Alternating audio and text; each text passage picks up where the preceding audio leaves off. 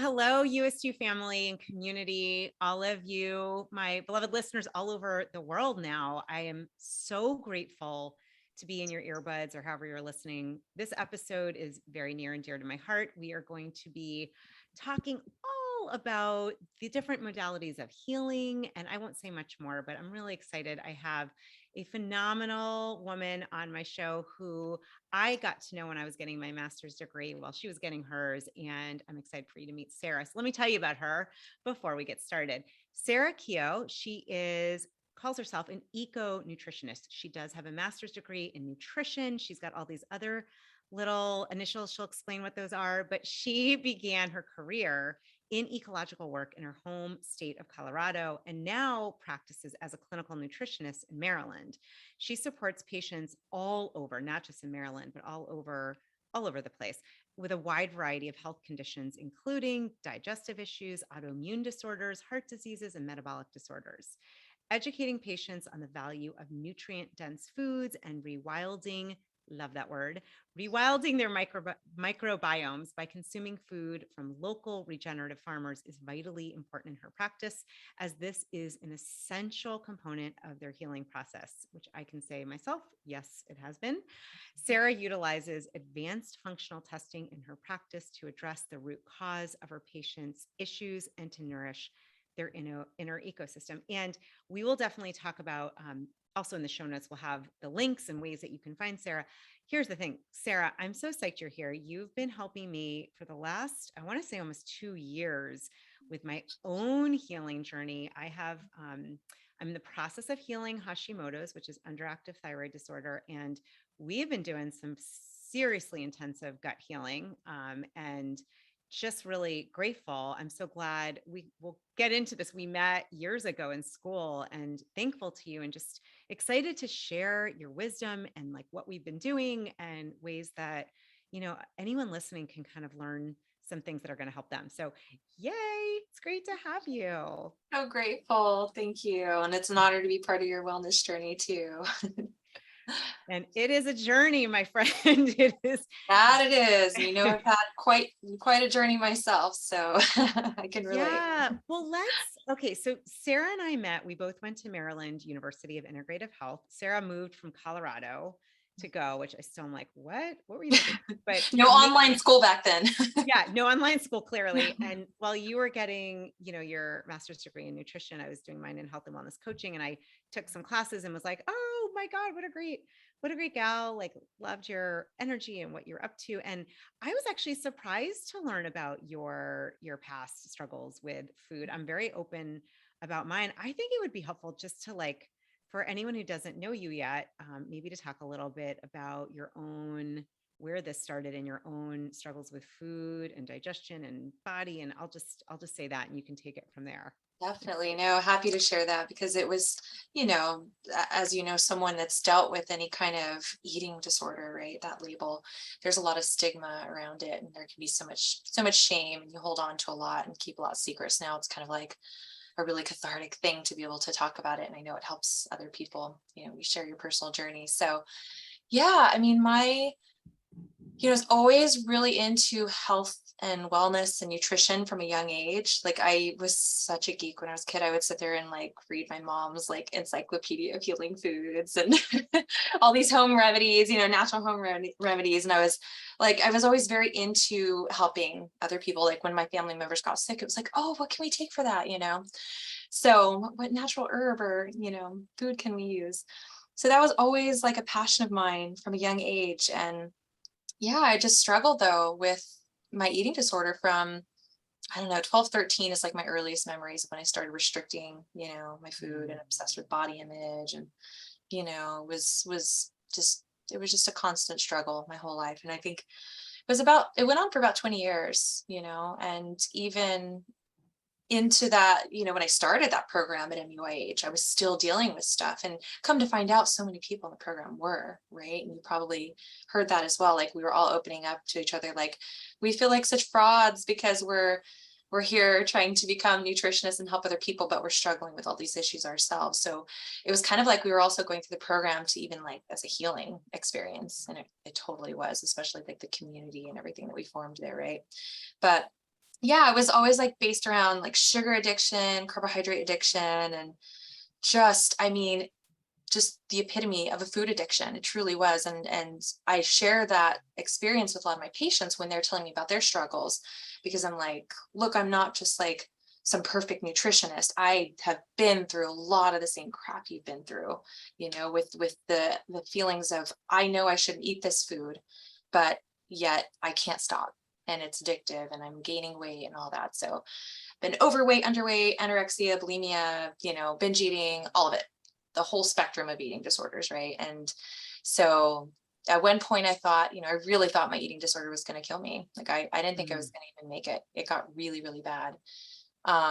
So yeah, so I think moving here and starting like the master's program just changed my life. And mm, and then there was lots of things I did as part of my recovery process, as far as therapy and gosh, you name it, I did it, right? It was acupuncture and Reiki and, just so many herbs and different diets, and just, it was the functional testing that I started utilizing too, that I mm, do in my practice, that really helped me, like addressing like very, very key nutritional deficiencies, vitamins and minerals, like that was life changing. And then from there, the journey just I just continued to peel back the layers, right? Toxins and healing my gut. mm, But at my worst, Julie, I couldn't get out of bed some days.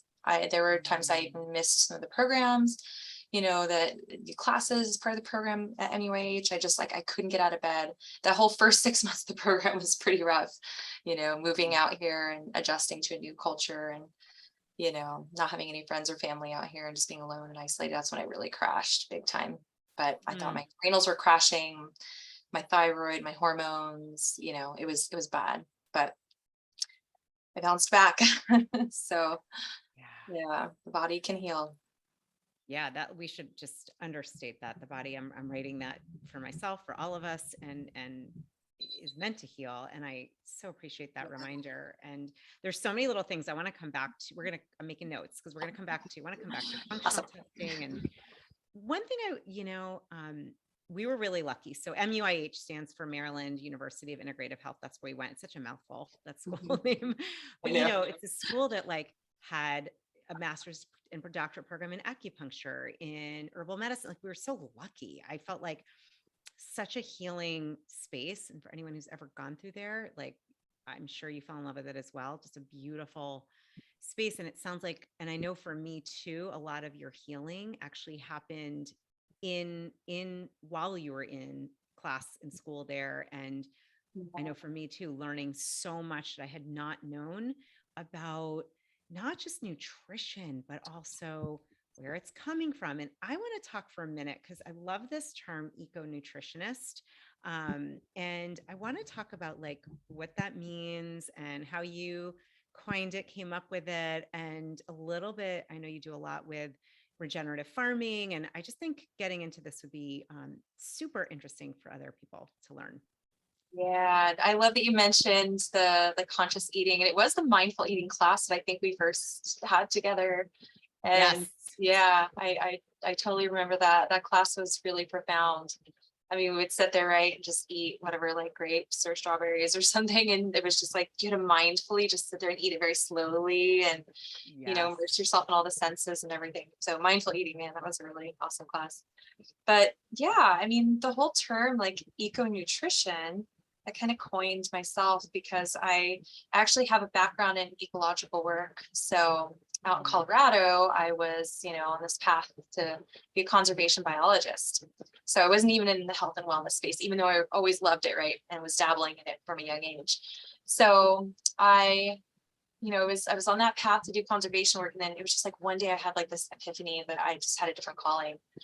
And I mean, I was working in the Rocky Mountains, like doing conservation work outside all the time. It was unbelievably beautiful, right? Just so peaceful. And you're like tracking different wildlife populations. And like there's a presentation I do where I have some pictures, like this is my old office, in the Rocky Mountains. And it was so beautiful. And I thought, do I really want to like give this up and go like work in an office or something and work with people? Like I'm drawn to that too for some reason, but I want to be in nature. So I was always really like torn between these two fields. But I followed my heart, and I just took a huge leap of faith to move out here. And like I said, didn't know anybody. Um, and yeah, like I just started really, everything kind of came full circle. This is like the really interesting part of how it all became very connected. The ecological work with nutrition and health and wellness. I remember working in like the DC area of Julian, as you know, like that's a huge melting pot. Everyone that's in this area knows it's just there's so many different cultures. And so working with patients in that area, I was exposed to a lot of different cultures, people from all around the world. And one thing that really struck me is that people would say, that were from outside of the US would say, what is wrong with the food in this country? Like it really has no flavor. And Mm. that was really interesting to me because I'm like, I'm just, I guess an ignorant American. I don't know any difference. Like this food tastes like everywhere else. I hadn't traveled a lot abroad at that point. I was really, really struck by that. And I started looking into it. And of course, flavor of the food is dictated by the soil nutrition. How much nutrition, how many nutrients are in that soil influences the flavor of our food. And it's something called flavor feedback mechanism, and unfortunately, some of our taste buds get hijacked by processed foods, which kind of take advantage of that and get us addicted, chemically addicted to certain foods. But we're inherently supposed to use that flavor feedback mechanism to actually draw ourselves to more nutrient dense foods that come from healthy soil. And so I started just digging into that, and I realized like so much of our health comes from soil. So I'm a huge soil nerd. Like I love studying soil, and I just became really, really immersed in that. And then it led me to regenerative agriculture, which is a totally different type of agriculture that goes beyond organic, as you know, right? It's just we are regenerating and restoring ecosystems and soil, and and I mean that's what I really started getting into and getting connected with people in that field and getting to know farmers. I started doing farm tours all over the country. So I've been doing farm tours, I don't know, probably since around that time, 2016 or so. I've been all up and down the West Coast and all throughout the Midwest and all out East, just various different farms, and just talking to farmers and connecting with them and hearing their stories, and learning how a lot of these farmers are trying to transition from our conventional, big ag system that's heavily dependent on all these chemical pesticides, right? Agrochemicals, how they're trying to transition away from that into a more regenerative way of farming with nature. So regenerative agriculture is quite simply farming with nature in nature's image. And that's how we regenerate soil. And as we could talk about it more as far as the grazing aspect of things, but having animals on the land is a critical part of regenerative agriculture. And I think that's a big misunderstanding. It's so sad. We're blaming animals for climate change when it's not the cow, it's the how, is a common saying. It's not the cow that's causing the problem, it's how we're raising that animal that's generating the issue. So Mm. yeah. This is such an interesting, I feel like there's a couple ways to go with this. And I think, yeah, so fascinating. And I love, first of all, honor you just that you listened to your heart that was like, my office is the Rockies. Yet I'm like, why did you leave Colorado and the Rockies? But no, I love that you followed, talk about being your Youest you. It's like really following that essence of that soul's calling. So I'm grateful because, these last few years have been deep, intensive healing around my gut. And I know, I've gotten to learn a lot of this from you. That's partially why I was like, we need to share this. This is really important. And I'll just kind of be vulnerable here. When we started, we love animals. I love animals. And I was I was vegan for a couple of years actually. And I mean, I even say this with like a sigh. I really, for me, and I'll just say this is just my experience and, what's worked for me. I really didn't want to have to eat them again. I mean, I grew up eating everything, but I didn't want to. And I remember when we did all of and we'll get into the functional testing, but we did some testing and then, talking about the fact that I have this thyroid thing that is on its way to being healed, but still, treating it. And you were explaining, actually for someone in your condition, it's really healthy and helpful to have high quality meats that come from, regenerative barns and from, and it was it was a moment for me where I'm like, okay, I'm just gonna really dig deep because for me, I want to heal. And I decided, okay, I'm just going to bless every freaking animal that I consume. I'm going to try it and see what happens. And, in my case, it made a huge impact in the best of ways. It's helped my health a lot. And I'm just curious because again, I'm not want to bash any way of eating. Cause I know for some body types and some people, eating a vegan diet works great. Like I Yes. just don't have a body. We did the testing and it was like, remember, we're like, oh wow, I can't eat legumes or any kind of beans or any kind of grain. And I'm like, shit, like Yeah. I'm Yeah. eating lettuce and avocado. And that's when I was like, okay, this isn't going to work. But Right. it can be so confusing, like just what's out there and maybe just to shed some light on the different ways of eating, but your stance on kind of on those healthy meats and how you've seen that be healing for some people. Yeah, I mean, I'm on a huge mission right now to just like change our whole paradigm and thinking around meat. Like meat is nourishment. It's not this bad thing that causes inflammation and heart disease and cancer and all these lies we've been told. And yeah, I totally believe in individuality. I mean, there's the rare few that really thrive on a plant-based diet.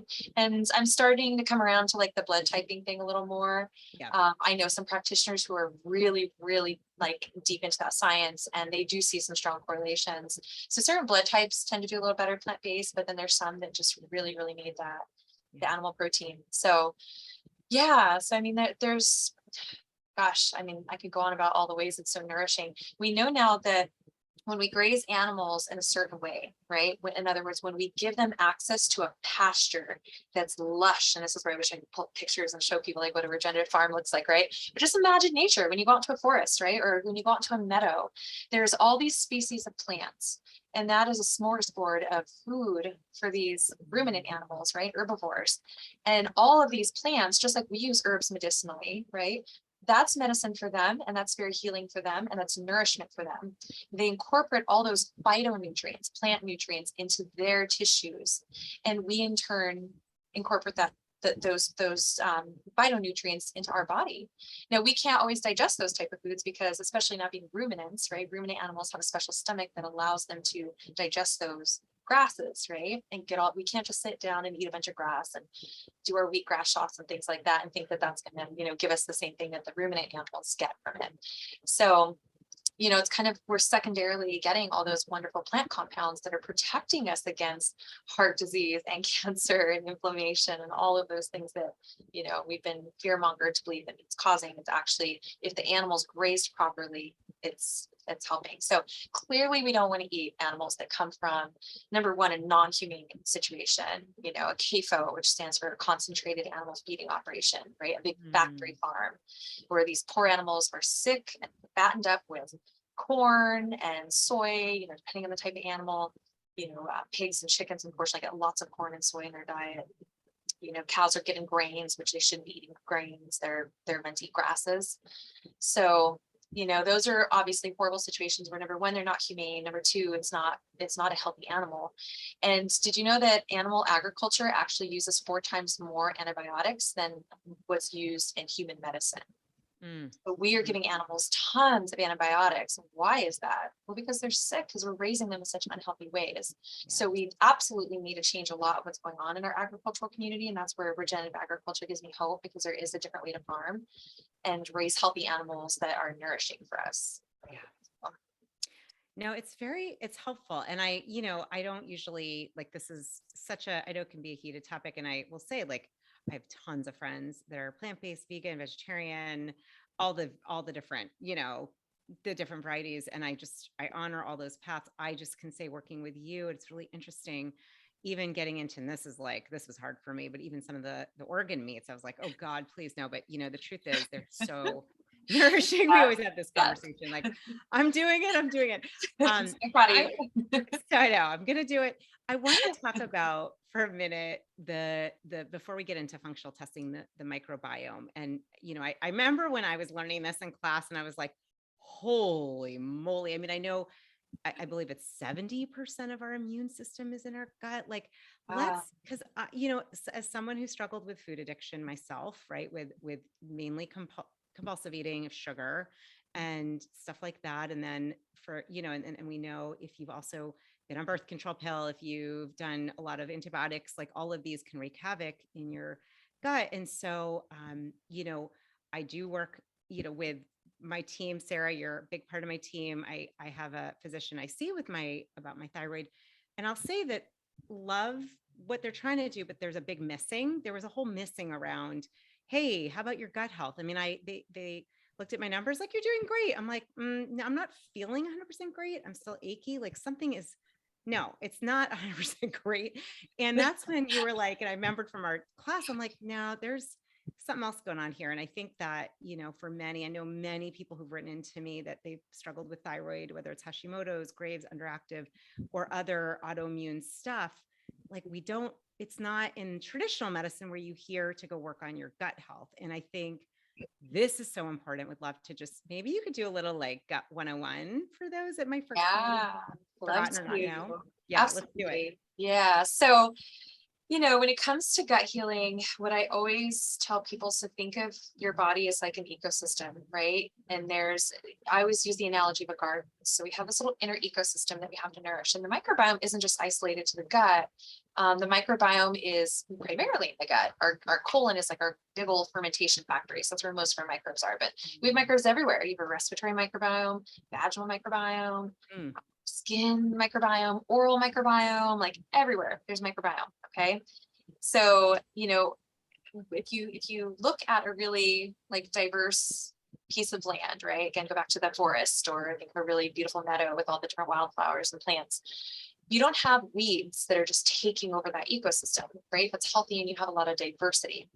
But unfortunately, due to all the things you just named off, right? Antibiotics, birth control, certain medications, right? Chronic stress, and obviously poor diet, right? All the toxins that we take into our diet, and then just in our environment, we're totally decimating all of our beneficial species. And then what that does, and this is where I kind of like draw on my knowledge of ecosystems, right? Like I just have this really profound understanding of how ecosystems function.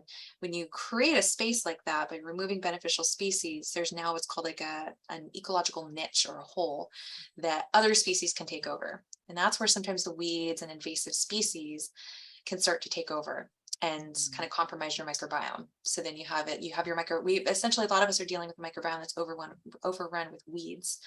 And so those weeds can be fungal species, parasites, bacteria, all sorts of things that normally are okay in small amounts in our microbiome, but really they should be in balance, in harmony with a lot of other good guys, right?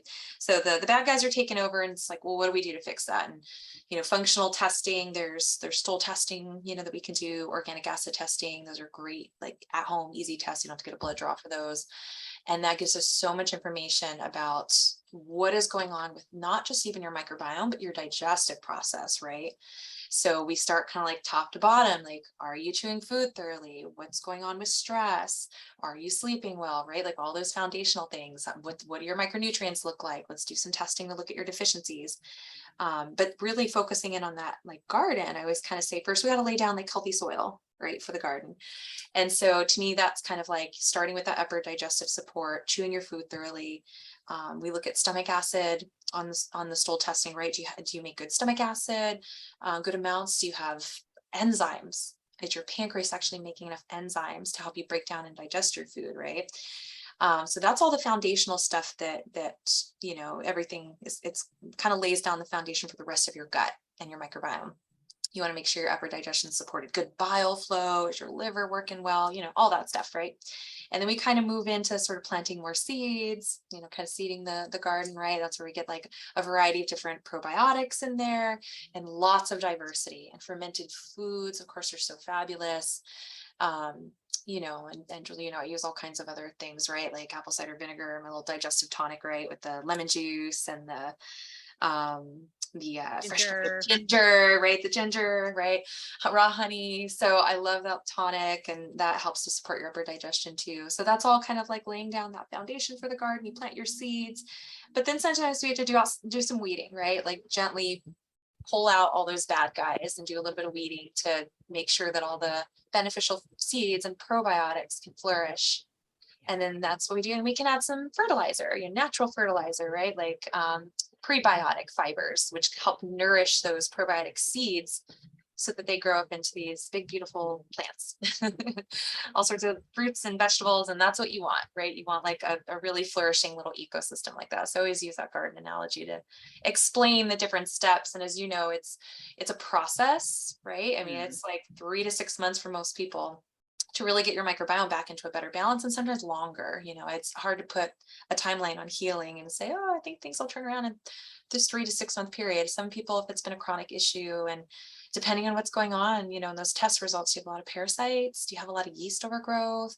What's going on there that we have to get back into harmony and balance out. So it's a process. It takes time, but that's, we see just tremendous results when people go through that process. And actually, I want to say one more thing real quick, that when people come to my practice and they're wanting to lose weight or balance their hormones or heal their thyroid or reverse their autoimmune disease, right? Or their diabetes, I almost always start with the gut. And I'm looking at other things too, of course, like looking at their traditional lab work, right? Their basic labs, looking at their vitamin D levels and other nutrients. But I'm trying to convey to everybody, like, look, we have to start with the gut because it is truly foundational to everything. We know the microbiome impacts everything: our weight, our inflammation, immune system function, right? Brain health, all of it. So, and people are often surprised, like after the protocols and after the programs, they're like, wow, I lost weight so effortlessly. And my energy's better. My brain functions like, oh, my hormones are better. I'm sleeping better, right? Just by working on the gut. So I always think that's really, really profound when we see those changes. It's so fascinating. And I have to say, as somebody who's like, in it and gone through it. And one of the things that I just have this, I know there's a connection, but what I've noticed, the other piece is less anxiety, more energy, emotionally. I'm shocked at how connected, which I shouldn't be so shocked, because I know that the gut is like, the second brain. But I just, it literally feels like a new lease on life. That's how Yeah, it felt for me. And, you absolutely. know, just, and I will say, I personally haven't gone through this, and I'm still in it now. We're in like this whole other phase, which is great. Like I really feel not just committed, but I'm like, oh, this is exciting because we've done so much work. It's like, feels like the last frontier to conquer in there. I'm like, all right, yeast, we're Get getting you. You're not staying there. it. Sorry, my Yep. friend. You're not my friend. You gotta go. Gotta go. And it's fascinating. Like, even just again in this new protocol, I like, oh yeah, I feel more clear headed. And I think of, people, I just peers, friends that are talking about like struggling with being foggy brained and feeling overwhelmed and bloated. And I've been there. I felt like that before, and it's Yeah. become so common. And it's not, it's, whether you have extra weight that you want to release, it's not a moral issue or an issue. It's just, for me, it's like we have the right to feel good. And I have to say, it's not so obvious when you look at what's available in our supermarket shelves. Even frankly, even and I love Whole Foods and I love Trader, there's other places I go to. But even you gotta really know, I know for me, like, sadly, sugar is she's just not a friend. We don't do well. We don't play well together. And I can now feel the difference. I can feel the emotional craziness that comes on. Like, it's really fascinating how certain foods can affect emotions, especially I think if you have gut issues. I just feel like, that it triggers that whole emotional landscape even more so. So it's just been interesting being, someone working with you and working on doing this, that I've seen such a shift in my mood and my energy. It's like fascinating. I love watching it. It's just, that's the beautiful part of this work. It's just watching everyone's like healing experience unfold. And Ooh. oh, it's such a rewarding feeling. It really is. You said a few things that were so like, I was like, yes, yes, yes, absolutely. Our gut makes so much of our neurotransmitters. You may have heard this statistic before. Like, I think it's like 80 to 90% of our serotonin comes from the gut. Oh, right. So yeah, I mean, of course, so we work on the microbiome and absolutely our neurotransmitters start to balance out. Um, yeah, it's man, I mean, it is so foundational, and it's also really hard for people to sometimes wrap their head around if they don't have like gut issues per se. That's like the tricky thing, because I just learned this very interesting statistic. I think I may have told you this. About 15% of celiac patients have no gut issues. which is so Mm, crazy because celiac, as some of your listeners may know, that's a really bad reaction to wheat. And you almost always have gut issues. Like you're going to know if you had wheat and you're celiac.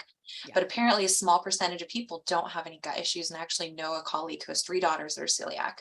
And Mm, only one of them did not have any gut issues. So for the longest time, they didn't think she was celiac, but she yeah. had other issues going on.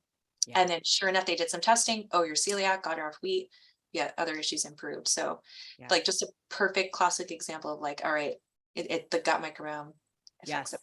it. Well, you're reminding me, and this is before I think even I knew you. My former husband was on a really high dose of medication. I think it was Relafin for Mhm. arthritis for Oh, wow. years, for like 20 years. And he had no sign of gut issues. And I remember this was actually before I went to school, but I was like, I really think this is something else. Like, I think you need to, and I think he found a functional nutritionist. This is years ago, before it Wow. was even, and it turns out Awesome. he's celiac. He has complete intolerance to gluten and to wheat, and got off the anti-inflammatory, the medication for arthritis, and in his arthritis actually it stopped. So, and Wow. I know that you have worked with people with autoimmune conditions like celiacs, like MS, like, things where you would see Yeah, inflammation like that. And completely. yeah. Yeah, yeah. When it comes to autoimmune diseases, this is kind of the work of a researcher in Italy, Alessio Fasano, and he talked about there's kind of 3 things that really cause an autoimmune disorder to precipitate, to manifest. So number one is like genetics.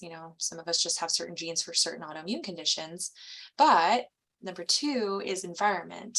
Okay, so I Mm, always tell patients like genetics may load the gun, but it's environment that ultimately pulls the trigger. So just yeah. because you have certain genes, there's lots of people walking around genes for autoimmune diseases that'll never manifest it.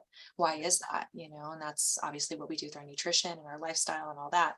Right. But the third thing is leaky gut. And so if Mm, you have, that gut lining is that if there's an impairment there, there's damage in the gut lining due to all those mm, things, we've been talking about, all those many reasons, then yeah, things start to leak in through the gut lining, and you got yeah. food particles leaking in, it sets off food sensitivities, and then you have the autoimmune stuff that really just kind of Yeah. start to develop. So yeah. Well, and I think two things. One, I think the fourth I would add, and this is me being like raised and loving Louise Hay and her work, is I think there's a Well, connection to a lack of self-love and a lack yeah, of there you go. self-compassion. I really, when I had this whole diagnosis, it was like, oh my gosh, I've not been expressing my voice, thyroid area. And I also Mhm. had a long time of really not loving and honoring myself. And I really felt like, wow, my body's like, hi, Yeah, we're looking for some love here. Please, there you can you go. can you give it back? So Yeah. I just bring us back though to what you said in the very beginning, which is the really good news is, the body can heal.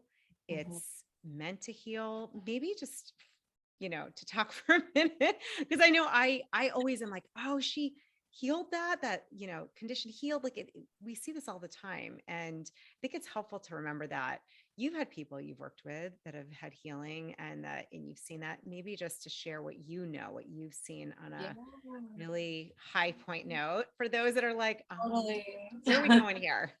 Yeah, and that's the next thing I want to add on my website is my testimonials page. So I definitely want to, you have a beautiful testimonial, and I'm so grateful. And I have so many other I was actually in tears reading some of the testimonials. They were so powerful. I have one patient who's just completely reversed her lupus.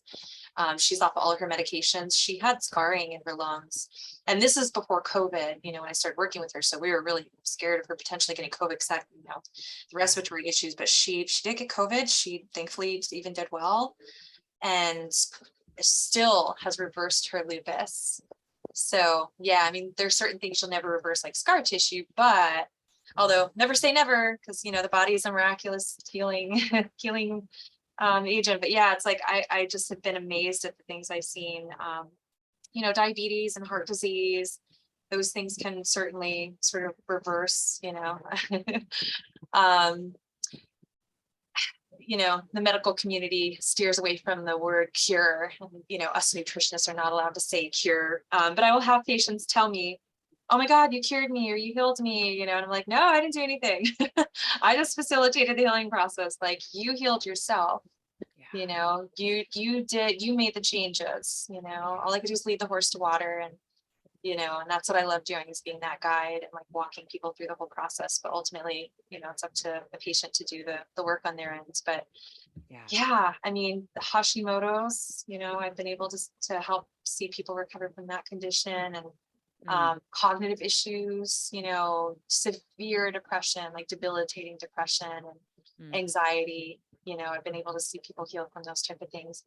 And not just exclusively working on the gut, right? As you know, like we talked about, there's other things to kind of peel back the layers on with toxins and nutrient deficiencies, but a lot of it largely based on gut healing work, you mm. know. So it's produced a lot of sometimes what I would call like miraculous changes, you know, and just even thinking about my own change, you know, our dear friend Frances Faden, when she had me on her show, she said, when I shared my story, she's like, well, that's a miracle. You know, that's a you experienced your own miracle. And I said, I never thought of it that way, you know, and I almost wanted to cry, like, wow, like my healing process in and of itself, I feel like is just also a true testament of what nutrition will do for you and just healing that inner ecosystem. So Mm. I'm thankful for the crazy, sometimes, you know, absolutely horrific, awful experience I went through, right? Because I have the compassion now to understand what people are going through and that empathy. Yeah. It's, you know, it's very transformative. So I'm just thankful now to be where I'm at. So Mm. helping heal others and walking through that journey.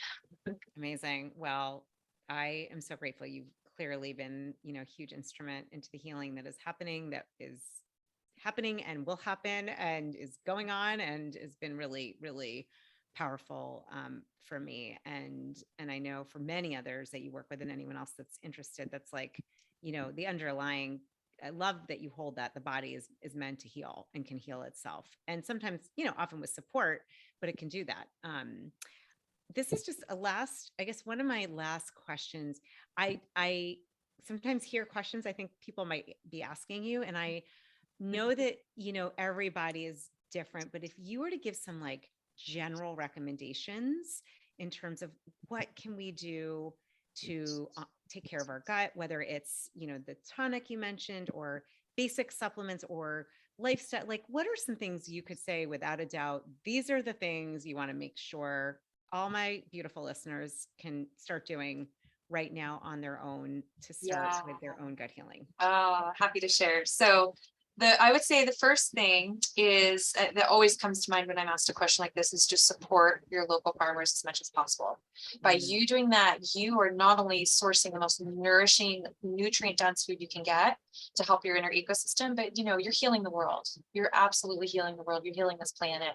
And you know, people want to learn more about that. I think there's some resources on my website, but also a great movie is Kiss the Ground, Sacred Cow, that really talks about how regenerative agriculture is restoring soil. You know, again, animals on the land can help actually sequester carbon into the soil if they're grazed properly. So it can help with the whole climate change situation. So you're healing yourself and you're healing the planet, which that is just, what better feeling is that, you know, to know that you're actually helping the world too. So there's some resources we can link, like there's a map from the organization Regeneration International. People can pop in their zip code and find a regenerative farmer nearby. It's an amazing nice. resource. Yeah, and go to the farm, get to know your farmer and how, and learn how they're growing the food. And you know, there's something really special about like shaking the hand of the person that's nourishing you. Yeah. So to me, farmers are healers. They're providing our nourishment. So that's the big tip number one. And I'll share my digestive tonic recipe. And I can't actually take credit for it. It's my dear friend Donnie Yance. He's an amazing herbalist who came up with this recipe. But it is you do a quart of water, and you might have to help me remember, Julie. Fourth cup of apple cider vinegar, Yep. squeezed lemon juice, a fourth cup of honey. So fourth cup of those first three things, and then you know, little you know, I don't know, a couple inches or so of ginger root. If you really love ginger, like go for it. Just grate a bunch of ginger into that, mix it up really good, and you know, keep that in your fridge for, you know, a few days per week, and just have like 4 ounces with your meals. It's so amazing to support like stomach acid production and enzymes, liver, and gallbladder. So, and fermented foods, you know, is the other Mm, big thing. It's the simplest way to really help to replenish a lot of those missing species. You know, I'm a huge fan of different probiotics, but I love that synergy of food and supplements to really just, you know, optimize everything. So get outside, rewild your microbiome, right? So fermented foods is one way to do that, but get into the forest, get out in nature, a garden. I'm a wild forager, so I like to go mushroom hunting and, and wild forage for foods. So just anything you can do to get yourself out of your house into nature to help inoculate your microbiome with all those beneficial species is awesome. Very healing. Amazing. Oh, so good. I'm so glad. I was like, we need some takeaways that people can just start. And that Oh yeah. yes, that digestive tonic is actually, it's really refreshing. I actually crave it now. I love it. And Wow. I've even made it without honey, to be honest. Yeah. And Yep. it's fine. It's you get used to it. It's like, if you want to wake up in the morning, to have some of that. Exactly. It'll Yeah. get you right out of bed with some of that lemon That juice, liver and ginger. gallbladder going. Yes, it will get you out. Well, Yeah. I love to ask this question. What does it look like and mean to be your Youest you in your life? I mean, we've kind of heard it, but what does that mean to you? And where do you see yourself, what's the kind of legacy you hope to leave and lead here? Oh, what a beautiful question. I mean, I hope that, honestly, my biggest mission is to just bring different communities together. And I think I'm trying to unite the whole kind of healthcare field with the agricultural communities. So, I speak at different agriculture conferences and, different health related conferences. And I'm like, we need to have an event where we're bringing all these amazing people together, right? So, I mean, hopefully that's part of my legacy, that I leave behind is really, uniting these two critically important communities that will help heal people and heal the planet. So, the regen ag community, the integrative health community, like I just want to see them grow and grow. And I think facilitating that process is like, that's my biggest passion. Beautiful. Oh my goodness. Sarah, where can people find you? Please make sure to share Yeah. your website. Absolutely. So my website, which shout out to you and thank you for connecting with the Soul Camp people because they designed a beautiful website. And so I'm so grateful for that. Eco-Nutrition.com. So I just got that up within the last month or two. So you can reach me there and I'll have a newsletter going at some point. And I do have a page with going over some regenerative agriculture stuff that's under development. So there will be some fun resources on there at some point. And I need to link that Regeneration International map, but I'll send you that link. Fantastic. Yes. So we've got eco-nutrition.com. And just thank you for being on my healing team. I've got a team because it takes a village. I really got that one. I'm like, it's a village. I'm not going to do this myself. And it's just been so helpful and so grateful. And and I think our founders at Maryland University of Integrative Health with Bob and Diane Duggan and all the other amazing teachers and people we had there and friends there, and just grateful that you said yes to your soul's calling. This is what I keep saying. You just watch what opens up. So thank you, Sarah. Thank you so much, Julie. So grateful to be here. Thank you. Yay. And I just want to thank you, my beloved listener. I feel like we are soul family, whether we've met or not. Thank you for being here, for just being part of this amazing community. And of course, we'll have all of this information in the show notes. You can reach out to Sarah if you're interested.